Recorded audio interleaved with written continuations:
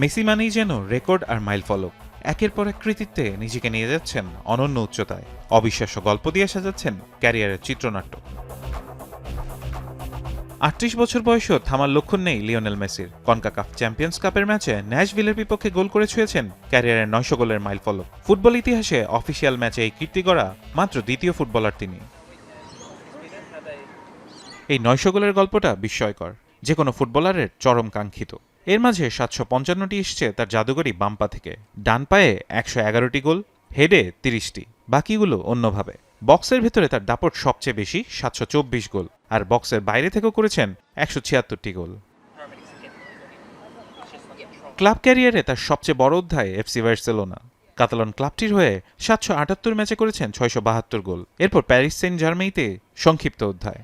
আর এখন ইন্টার মায়ামিতে যেন নতুন করে উঠছেন লিওনেল মেসি। মাত্র ৯২ ম্যাচে করে ফেলেছেন ৮১ গোল।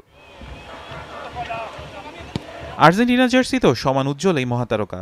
জাতীয় দলের হয়ে তার গোল ১১৫টি। তবে এখনও শীর্ষে আছেন তার চিরপ্রতিদ্বন্দ্বী ক্রিশ্চিয়ানো রোনালদো, যার গোল সংখ্যা ৯৬৫টি।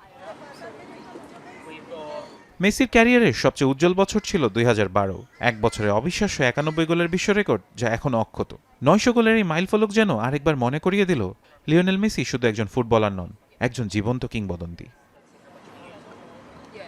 ফারহান ইহসান, এখন।